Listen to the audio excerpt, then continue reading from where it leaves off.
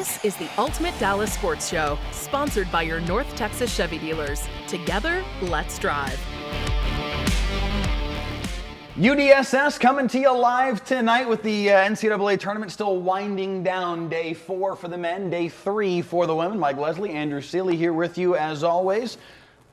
I was going to say fun start to the tournament, but that's been the conversation all day between the two of us. Hey, a lukewarm start to the tournament, perhaps. That's a nice way to all of a sudden come to my side of the table here, considering the argument we've been having for like the last 3 hours on and off, putting multiple shows together. So, at a minimum, thank goodness for the women's tournament, especially from a Texas side, because we finally have a team that's worth talking about from this state. We do indeed. The TCU women are for heck, the Texas women are too. We could see those two meeting up here in not too long, about 10 days or whatever it's going to end up being. So that could be a whole lot of fun if it ends up that way. 100%. So let's get right into it with what's on the show. Here's What's on the Show, sponsored by NFM. TCU has broken through. Haley Van Lith and the Horned Frogs defeated Louisville to punch their tickets to the first Sweet 16 in program history. We'll break it all down from Fort Worth. March Madness has been underwhelming so far until one game finally delivered today. Mike and I get into a fight here pretty soon. And it's the return of the top 5. This time we're looking at the top 5 Cinderella runs in March Madness history, something we wish we actually had in this tournament. But we'll get into that a little bit later. Mike, that's what's on the show. Now, who's on the show? Who's on the show? Our friend Mac Engel, who I saw on Friday in Fort Worth for the TCU first round game against Fairleigh Dickinson of the Fort Worth Star-Telegram, and our one and only Andrew Cely. I don't need another introduction. Let's move on. It's a 3-person show tonight. Mac, welcome as always. Were you out there today as well for the second round game for TCU? Or I know you and I were both there for the first round, but. Yes, I was. TCU, as you guys noted earlier, is in its first ever Sweet 16 in either men's or women's basketball. They defeated Louisiana, Ellis. Louisville. We'll get one of the L schools right. Louisville, 85-70 in Haley Van Lith's big revenge game against the team that she feels connected to, but left after 3 years. So go figure. So I'm curious your perspective, because you and I were both there on Friday for the first round game against Fairleigh Dickinson. You're playing a 15 seed. It's a 2:30 in the afternoon start. I felt like the crowd was still quite good given those realities. What was it like today, though? Bigger game, more realistic threat from a 7-seed opponent. What was the atmosphere in there like today? Because I know both Campbell and Van Lith were singing the praises of the fans. It was historic. They had almost 7,500 people in there for a women's game, or for any game for that matter. It was historic. That was the biggest crowd they'd ever had for a women's basketball game at that arena. And it was great to see. You know, obviously spring break is over, so you had a full student section, something that they had not been able to do on Friday in the first round. And for that program, and, you know, Mike, there's a tie for me here personally, because that team and that program is the reason why I moved to Texas. I had been given a job there in 1996 as the graduate assistant who was in charge of all media relations for TCU women's basketball from 96 to 98. So for me to sit there in that seat next to you and then today, and to see where that program is today compared to when it was when I was there 100 years ago, is astounding. Almost on the same level as TCU being in the national championship game in football, where it narrowly lost to Georgia. Man, that's dirty pool, Mac. Close. It was close. It was 10-7 after the end of the first quarter, and then I don't really remember much after. Son of a gun, they were right there. Somehow we all don't remember what happened. Right there. It's just a couple plays. Mac, I didn't expect to be laughing about that tonight. Yeah, seriously. I don't know how you guys felt about it coming into this game, but this was the one I had circled as the problem child of the first two for sure, just from the emotional attitude that Van Lith would have had heading into it with the connection to Louisville. But also sometimes getting those first couple games out of the way as a top seed is the most difficult part of a tournament, just establishing that they belong here. And I know this team has experience in all of this, but they didn't have experience with it with the TCU on their chest. So, Mike, I'm curious from your perspective, now that they have 2 games under their belt, do you feel like they've done enough to say we deserve to be the number 2 seed right now? I think they've certainly shown that they've played to their paper in that regard, that they're just this good. And I think, Mac, you mentioned it earlier, the kind of the challenge of Louisville and what Haley Van Lith was dealing with, leaving there a couple of years ago, her stopover in LSU, now here at TCU. I think what we saw today with Jada Curry is a little bit of why Hailey Van Lith has wound up on this mercurial path to end up here in Fort Worth. Jada Curry was a one-woman show today and had to be, and was magnificent. She had 41. She was awesome for Louisville, but she didn't have a whole lot of backup. And then you look across the court at TCU, and it can be any one of a number of factors on any given night. They've got 5 or 6 players that can, at any given night, put up 20. Obviously, Van Lith among that group, but Sedona Prince, they are incredibly deep, and we saw that today with the fact that Louisville was focusing on Van Lith, and she was able to just play facilitator and dish out 10 assists and still make the offense go for TCU, but it didn't have to all funnel through her. Well, I think the big thing that I noticed in this weekend's games is that the NCAA women's basketball tournament continues to follow the same script pretty much year in and year out, which is if you're a top 4 seed, it goes to the chalk. Yeah. Every now and then you'll get some teams that push you. But if you look at these opening round game scores, pretty much the NCAA women's basketball tournament, and unfortunately, and you guys talked about on the top, the men's tournament really followed it this year. There's not a lot of upsets. There's just not. And there's a lot of reasons that go into that. So when it came to these 2 games for TCU, I really wasn't worried about it too much. Now, when they get into Notre Dame on Saturday, and then certainly if everybody holds to form, then Texas, that's a different animal. But TCU deserved to be here as a 2 seed. You know, they won the Big 12 regular season. They won the Big 12 conference tournament championship rather. And if you're in a Power 4 league and you do that, then you're a 1 or 2 seed legit. So when it came to TCU, I really wasn't, as just a casual observer, thinking they were going to lose either one of these 2 games. I didn't think Louisville was good enough. To me, it's can they do something against the powered teams in the top 8? And they did it earlier this season. They beat Notre Dame earlier this season. But when they played South Carolina, they got run out of the building. They're not there yet. Obviously, there's a lot of things that have to happen for them to get to the Final Four, but they got a shot. They're gonna have to, but they're gonna have to pull off some big upsets to do it. And I think beating Notre Dame twice in the same season would qualify as an upset. But whatever happens now, it's free money. They've done something that this program has never done before, and they've done it on the strength of transfer portal players who have elevated this program that really in the last 2 years was pretty much dead, to now a shot to get to the Final Four. 100%. And I couldn't ask for a better segue, personally. It's remarkable because they are like the players that they've brought in from on. They showed the graphic today on the broadcast. Yeah. In fact, from all different corners of the country, and they've all had this kind of success: Elite 8 runs, Final Four runs, national championship runs across the board. They've all done it, but to your point earlier, with different colored jerseys on. Yeah. The fact that Mark Campbell has been able to coalesce this group and make them an actual team, because it kind of feels like, all right, this is an all-star team. But when you have that vibe, a lot of times it's hard to find that gel. They have found it. This is a legitimate team that actually has each other's back and that has that cohesion that allows you to win the games that are, like you're talking about, back against Notre Dame and against Texas coming up this coming weekend. That's where it's going to be a real challenge, but they have what they need to be able to do it. 100%. And we've got to get to the men's tournament up next. Put up your Dukes, Mike. I'm not talking about the Blue Devils. Stay with us on the Ultimate Dallas Sports Show. Today's headlines, sponsored by your North Texas Chevy dealers. The 2-time defending national champs are out. UConn falls to top-seeded Florida 77-75, and head coach Dan Hurley had some choice words after the game. And we finally have a buzzer beater. Maryland staves off upset-minded Colorado State 72-71.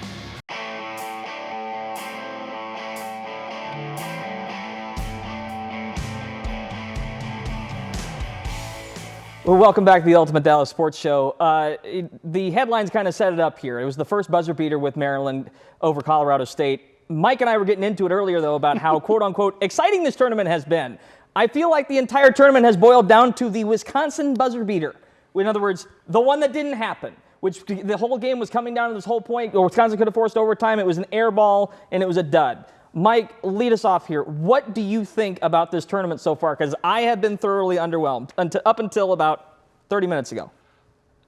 Listen, okay, so the one you're talking, Colorado State, Yes. Maryland was awesome. Yes. That finish was fantastic. Fair. I understand where you're coming from insofar as you want the buzzer beaters, you want the final minute drama, fine. Can we get some of it?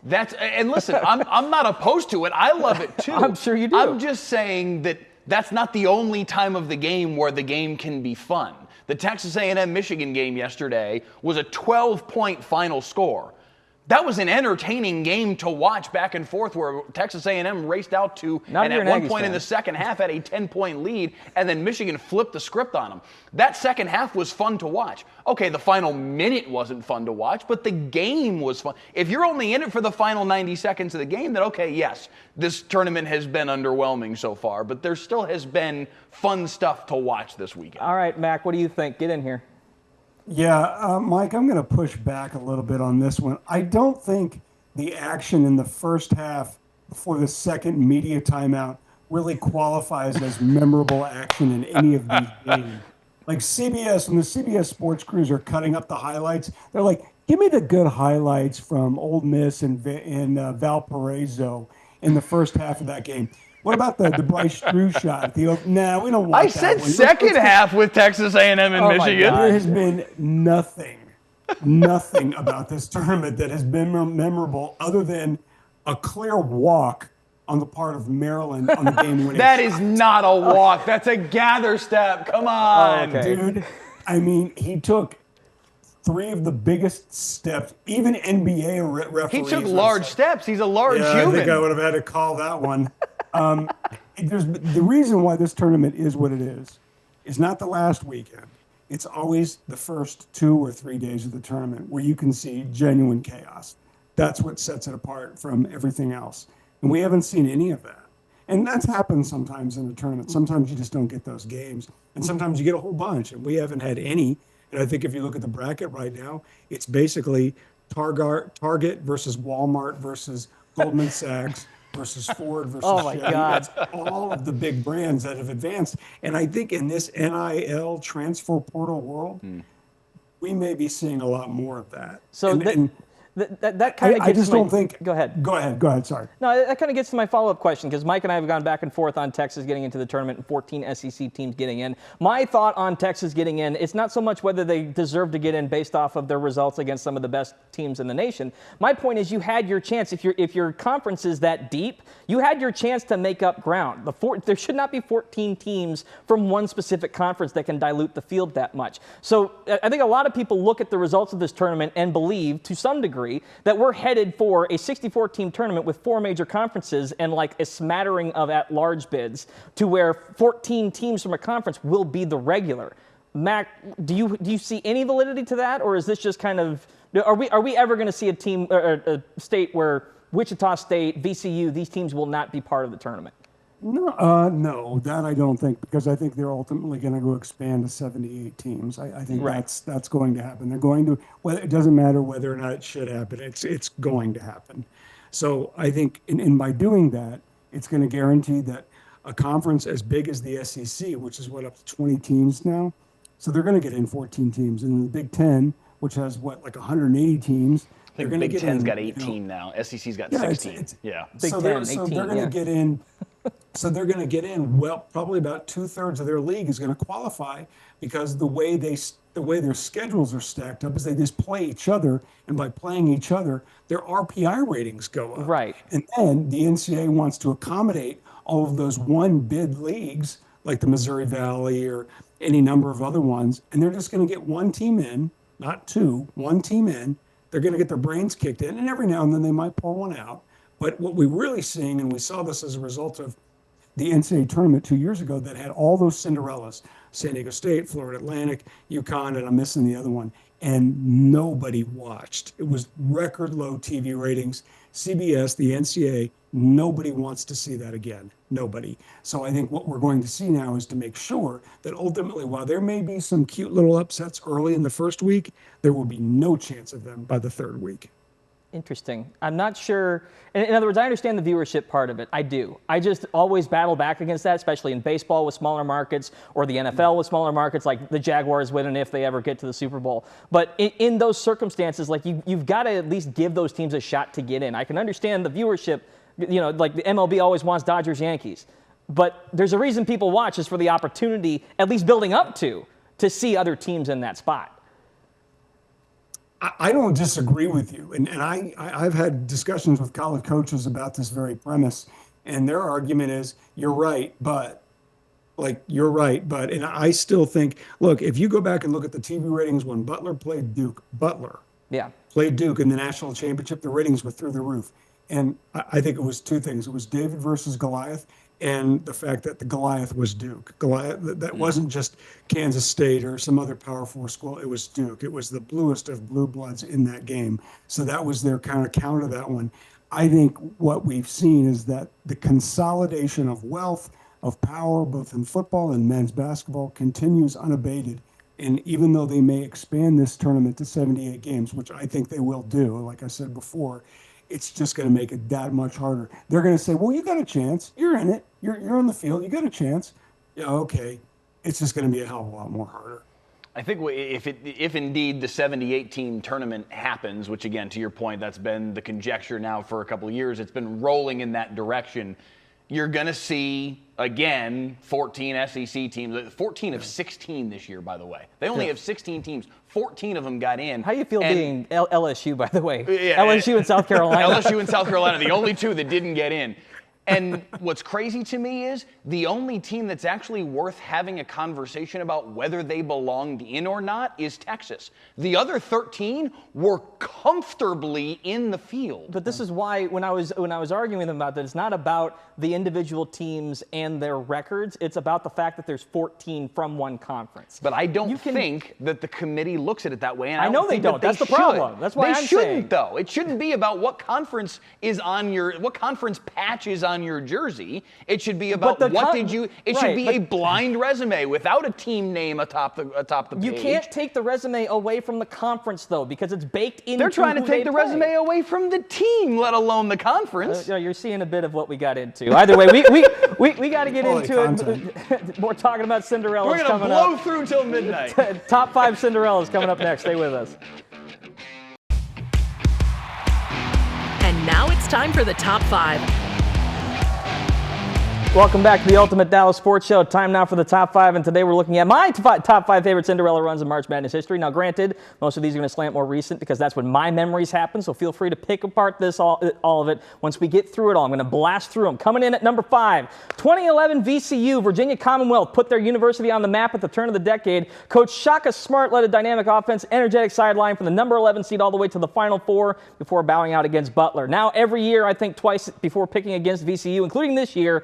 Yikes, that was a bad decision. All right, let's move on quickly here to number 4, 2013 VGCU. Dunks galore from the 15 seed. They were the first 15 seed to reach the Sweet 16 and absolutely joyous to watch in all 3 of their games, including against their loss to Florida in the Sweet 16. They certainly left a mark. All right, moving on. Number 3 here, 2008 Davidson. The Wildcats entered that year on a 22-game winning streak, but were still just the 10 seed. Go figure. They had a future Hall of Famer on the roster. Steph Curry scored 40 points in the first round, averaged 32 points per game, shot 45% from deep, and they bowed out in the Elite Eight, but Curry put his name on the map. All right, moving on here to number 2, Loyola Chicago. Somehow an 11 seed became the talk of a tournament that featured a 16 seed beating a 1 seed for the first time. All thanks to Sister Jean. Now, kind of stinks that she got so much press. I forgot about the intricacies of the team. But a run to the Final Four with the power of religion on their side, hard to pass that up. And last but not least, a nod to the past. 1985 Villanova, the lowest ever seed to win the whole thing, getting a thrilling victory over Big Bound Georgetown in the title game. I don't know much about the game. I haven't still watched the whole thing yet. But I know Villanova has been a thorn in my side for the last few decades, and I got to give them at least some credit on this one. Mac, get in here. What do you think about the list? Love the list. Always love these lists. It's really hard to argue against Villanova. I'm biased about this one. The Butler teams that went to the national championship games, even though they lost in back-to-back seasons, are at the top of my list. And another one, too, Maryland, Baltimore County. You mentioned it in 2018. They were the first 16 seed ever to win a first-round game when they upset top-seeded Virginia. in a game where they blew them out. And then the other one, my other favorite Cinderella story, the 2023 Kansas Jayhawks when they won the national championship. Nobody thought the top seed. And that's enough of Mac for this evening. Come on, man. One that you did forget. I love 2011 VCU. I covered Shaka Smart when I was in college. Texas never should have moved on from him. George Mason in 2006, Yes, the original 11 seed that went to the Final Four. 100%. That one was really, really special. 100%. And it was tough narrowing down because I think all of them have great individual stories. I stayed away from the 16 seed upsets just because it's hard to qualify them as a run when they win one game and then bow out in the next round. That's what made VGCU so impressive, and also Florida Gulf Coast. Florida Gulf Coast. Whatever. Like that. Either way, the acronym, the initials, whatever you want to call them. Like, Dunk City, baby. Just call them Dunk City. Was so much fun, and it's tough to even forget about them. I think Oral Roberts from a couple years ago was a great story. There was a lot to get into. Either way, we need more Cinderellas in this tournament specifically, Mike. Yes, we do. Mac Engel, thank you as always. We appreciate you for being with us. Terrific job as always. Coming up next, fellas. Mike's final take.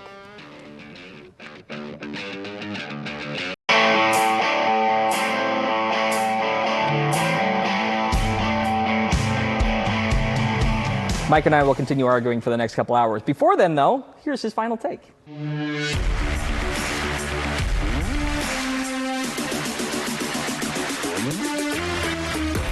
When we walk out of here at 3 o'clock in the morning, still barrel-knuckled brawling over the NCAA tournament. We're on a time limit. The University of Texas is moving on from Rodney Terry. Sean Miller from Xavier is going to be their new head coach. He spent a stint at Xavier, then went to Arizona, then went back to Xavier. Probably would have been the Texas head coach a couple years ago if Rodney Terry didn't lead that Elite Eight run after taking over as the interim head coach for Chris Beard. I like this hire. I don't love moving on from Rodney Terry because I did think he did some good things, but Sean Miller is the real deal. This is a guy who knows how to coach, knows how to recruit, knows how to do this job at the highest level. He's taken multiple programs on Elite Eight runs. Give him Texas backing and Texas money and Texas might. Yeah, I have a feeling he's going to be able to have some real success down there on the 40 acres. And some of the controversial things are now legal, so there's some of that. That helps. Just ask a lot of the programs around the state. It's a big boost. Brand new world. Brand new world. Legal. We'll see you next week, guys. Good night, everybody. This has been the Ultimate Dallas Sports Show, sponsored by your North Texas Chevy dealers.